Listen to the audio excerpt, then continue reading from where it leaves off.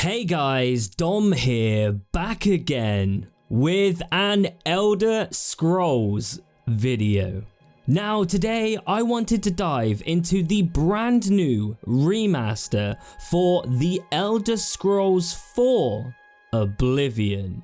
Now, if you didn't know, a group of talented independent developers have taken it upon themselves to remaster the Elder Scrolls IV Oblivion in its entirety within Skyrim's creation engine.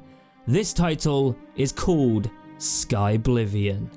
Now, there are actually a few of these remastered mods currently in development, such as Fallout 4 The Capital Wasteland and Fallout 4 New Vegas, both mods to completely remaster both Fallout 3 and Fallout New Vegas in Fallout 4's engine. But I honestly, wholeheartedly have to say, this mod to me stands apart from the rest, as Oblivion holds a special place in my heart, but also the challenge of remastering a much older title, which I've always felt Oblivion had a much more different tone and style than other BGS releases. It had its own charm, with vibrant colours and a high fantasy tone set throughout its world. It felt very inviting and warm, kind of nostalgic even though you hadn't dived into Oblivion before. You felt at home. So I would imagine trying to remaster Oblivion would be a much more harder task than remastering Fallout 3. Trying to remaster or recreate that feeling that Oblivion gives off. Now for the exciting part. As you may have seen, the team over at Skyblivion have released a full trailer revealing some amazing recreated locations and some hidden things within the trailer, also accompanied with some brand new voice acting and much more. So today I wanted to share with you all this brand new trailer and break it down piece by piece and talk about all the things that are hidden within this 2-minute trailer. And of course, the main reason of why I'm making this video is to show my support towards this amazing project. So without further ado, enjoy this brand new trailer for Skyblivion.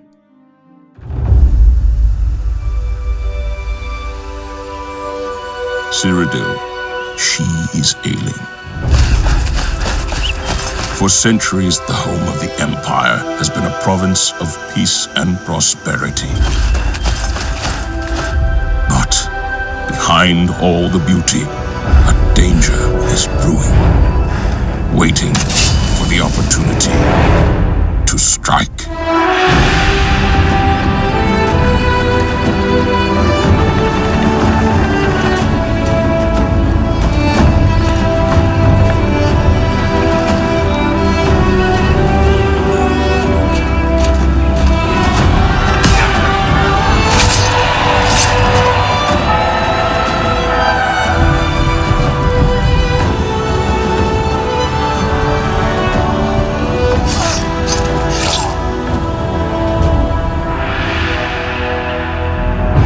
Prince of Destruction awakes, born anew in blood and fire. My gods are strong and true, but even the might of the blades cannot stand against the power that rises to destroy us. Take my amulet, give it to Joffrey. I have a secret son, and Joffrey alone knows where to find him. Find the last of my blood, and close shut the marble jaws of Oblivion.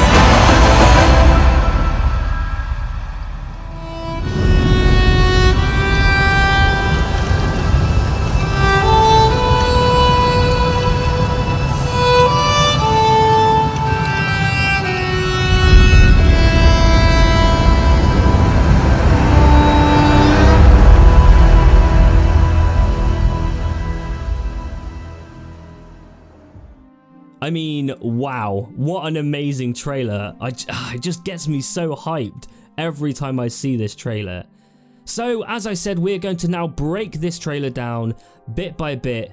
So we start off with some brand new voice acting, replacing Patrick Stewart, who of course played Uriel Septim, the Emperor in Oblivion. Now moving on, this part caught my eye, and it's these running shots that keep occurring in the start of this trailer. These shots are very reminiscent to the original Skyrim trailer, with the Dragonborn running through the woods. As you can see, they are very reminiscent of each other, and it's a great style to copy, or at least replicate within this trailer. Very nice, I do like that. Then we cut to an absolutely amazing shot of the Imperial City, yes, the capital of Cyrodiil. Again, this shot alone gets me so excited. The attention to detail in these intricate shots and these landscape shots really show how far technology has come since Oblivion and what this modding team can do and really bring Cyrodiil to life. We then cut to some more running scenes. As I said before, is very reminiscent of Skyrim's trailer, with some brand new scenery, just looking absolutely stunning. I really dig it. Now, this shot of this statue really interests me, as for a while I was thinking back to Oblivion when I did see this, and thinking, this statue doesn't actually exist within Oblivion, or at least not to my knowledge. It's not a Daedra or Aedra from Oblivion, so I have actually come to the conclusion that this statue is a statue of the Great Divine Talos. As you can see, this statue is actually very reminiscent of Talos' statue within Whiterun in Skyrim. As well as this, it seems the bulk of this trailer seems to take place in or around the Imperial City.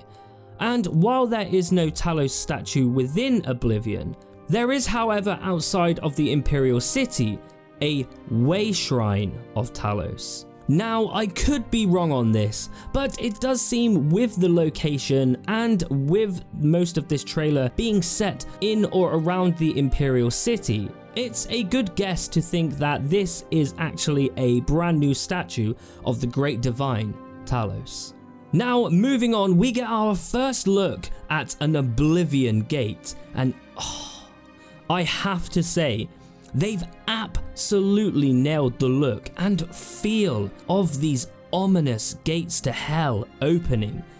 Look, honestly, well done just for recreating this. Remember guys, that everything we see within this trailer, all the assets, they're all made from scratch. There are no Oblivion assets out there. The team at Skyblivion have literally recreated from scratch everything we are seeing in this trailer. But that's not all we see in this shot. As you can see, the protagonist pulls out a legendary sword. Now, this sword is actually a weapon called Dawnfang or Duskfang, depending on the time you use this weapon. A weapon you can actually acquire by completing a quest called Baiting the Trap as a part of the Shivering Isles DLC. Now, this did actually make me wonder if the team over at Skyblivion would be recreating all of the DLCs too, seeing as this weapon is actually a part of Oblivion's Shivering Isles DLC. I know it's too early to be thinking about something like that, and the task of recreating the base game alone is huge, but it could be cool to see them tackle the Shivering Isles DLC as well. Again, moving forward, we see this stunning shot of the Imperial City, and oh, come on. This just looks, magnifique. Magnifique. This was the moment for me when I saw this, and I was just truly in awe at how amazing this remaster and this project really looks. Honestly, again, the attention to detail is everything here. Nothing has been compromised in this trailer. Everything just feels so well done and so professionally done. Now, next we get a quick look at some familiar locations. One being the opening area of Oblivion after you leave the prison and exit the sewers. Again, just look at this. The attention to detail. I'm going to keep saying that, guys, because it's just so relevant. Like, nothing has been compromised here.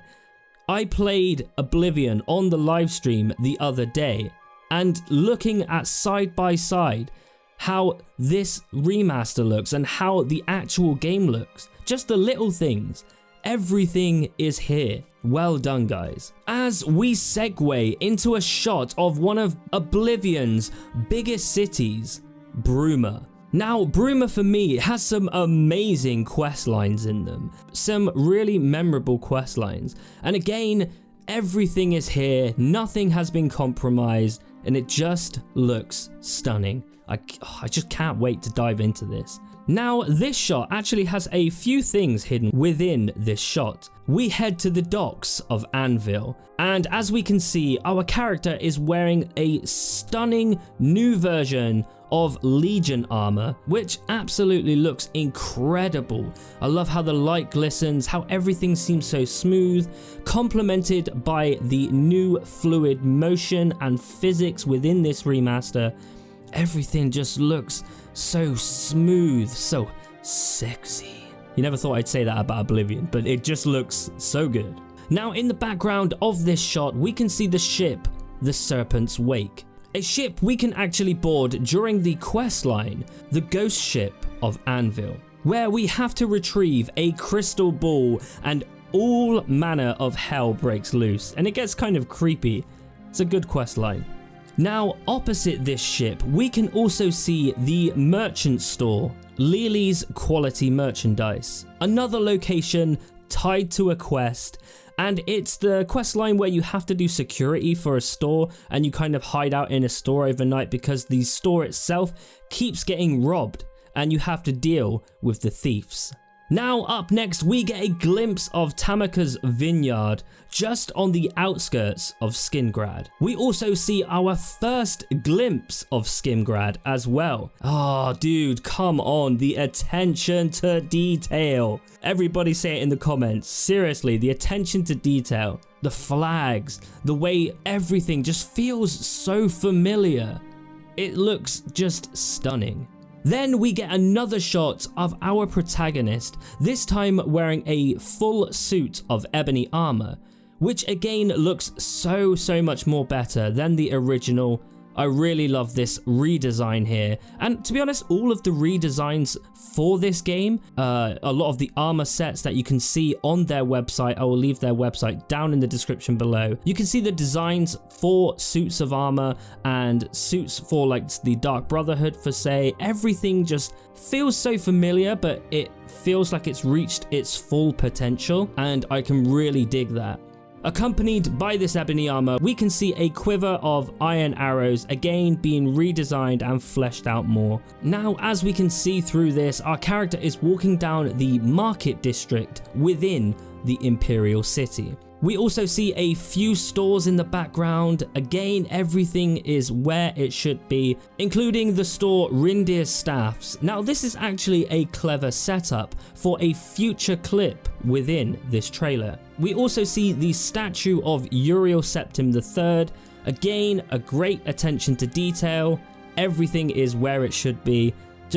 I know it sounds like I'm repeating myself, but honestly, it just works, as Todd Howard would say, but they're not making this. Now, I have to say, this remaster definitely breathes more life into these environments, where in some city areas, Oblivion felt very stiff and clunky in some areas, but this just truly breathes new life into these atmosphere. The environments truly feel lived in, and a world you can immerse yourself even deeper within. They've just nailed this remaster on the head. Now, moving on, we can see some brand new action and kill cams taken from Skyrim's engine in these arena battles, and honestly, this just looks so fluid and so much better. than the original title. We also see some brand new gladiatorial armor sets. Now, I absolutely love the designs of these brand new armor pieces, the kind of off-the-shoulder armor pieces and helmets. They kind of remind me of like Gladiator or Spartacus, really fleshing out that whole arena section of the game. It really works here. Again, it also looks like it runs fluidly, which is a massive bonus to add to Oblivion. As it's only when you go back and play Oblivion for yourselves do you realize how dated the combat has become. Now, this slides into another shot of Bruma looking absolutely stunning, but following this we see a great shot of one of the Daedric shrines. And this shrine is a shrine to the Prince of Night and Darkness, Nocturnal, which you actually come across yourself during the Thieves Guild questline. Again, just looking at the atmosphere surrounding this shrine really sets the mood up brilliantly, and it just really goes to show how diverse Skyblivion can be. Now, up next, we see our character stalking a dark elf and then continues to stab said dark elf. Now, if you look closely, our character is actually wearing the uniform of the Dark Brotherhood, as you can compare this outfit with the Skyblivion design doc on their website, and you can see that we are indeed a part of the Dark Brotherhood at this time. But that's not all. Now, this scene is actually portraying the end result of a questline called The Execution, where we have to kill a prisoner, and actually the first person we see within Oblivion, a dark elf called Vaylin Dreth. And may I add, a loudmouth dark elf, which within 2 seconds of speaking to, you'll already want to plunge your knife through the back of his head. Let's just put that out there. So I think this is what Skyblivion in this trailer is referencing. As we can see, this scene actually takes place on the outskirts of the Imperial City. We can see the Imperial City in the background and by the prison gates next to the Imperial City, which is where Vaylin Dreth resides. So again, I think this is what the trailer is pointing towards. Now, moving on, we see a distant shot of the city of Kvatch on fire, which is actually the opening moments of Oblivion, when the Oblivion gates first open, and where we must travel to Kvatch and find Uriel Septim's son, Martin Septim. Now, we also see the Oblivion gates opening, and the new Daedra designs start to appear. Now, this redesign is actually very different from the original, but honestly, I think this works here. Kind of has the Daedric runes all scarred across their bodies, makes them a little more demonic, instead of having Daedra equipped with full Daedric armor. They seem more otherworldly. We also see in the background some scamps and a clanfear, keeping very true to its original designs. I do like that. Following that, we see a brand new design for the blades. No, not the swords, I mean the royal protectors, the blades. Now, the design stays very faithful to the original, which again, I can respect. It just has a brand new lick of paint and a few features added here and there. Honestly, it looks great, fantastic work. Now, I want to fast forward to this clip of the moment where we are holding this staff in one hand and a torch on the other. Now, not only does this shot tell us that we will be able to dual wield within Skyblivion, but the staff in the shot is none other than the Apotheosis staff. Now, the reason I told you earlier in this video to remember that store name, Rindir's staff, and that was because this staff we are holding here is only acquired through said store. So it was very clever for the team at Skyblivion to kind of hint towards a future shot. I did like that kind of link up. I do appreciate that. I love it. Now, following this, we do see more of the new combat system within Skyblivion. how it works very fluently, and how the angles and the kill cams kind of work together within Skyblivion. We also see the new zombie designs from Oblivion, again keeping very true to its original design. And then lastly, to close up this trailer, we see more of the main quest line as the Oblivion gates open in Kvatch, and we have to dive into an Oblivion realm to help save the city of Kvatch. Wow. I mean seriously. Well done, guys. Well done. I cannot believe how good this truly looks. I mean, this truly goes to show the amount of passion and drive that went into this amazing project. Seriously, you folks over at Skyblivion, you should seriously be proud of yourself. And I cannot wait to dive into Skyblivion and just re-immerse myself within Oblivion in this brand new remastered version of Cyrodiil. I mean, come on. Now, I want to get serious here. I absolutely urge everyone to go follow and support these guys, because the work they are doing is non-profit. These guys aren't doing this to get rich or to sell 1 million copies. No, these guys are designing this out of the pure passion and love they have for the Elder Scrolls and their love for Oblivion. I mean, in gaming, times like these are just so rare, and we should do everything we can to help support projects like these. So if you want to do just that, I will leave a link to their respected social medias down below. Amazing stuff. Who would have thought all of this could be squeezed into a 2-minute teaser trailer? Just brilliant, absolutely brilliant. Now, if you're hungry for more Oblivion, because of this trailer and its influence on me, I have decided to start streaming Oblivion here on this channel every Sunday, so why not come by, hang out, and just do all of that good stuff. Ask me anything, and let's just hang out and dive back into Oblivion. And look, no outro today, just go out there and support these amazing folks over at Skyblivion, because they are honestly doing some absolutely amazing work. Until next time, guys.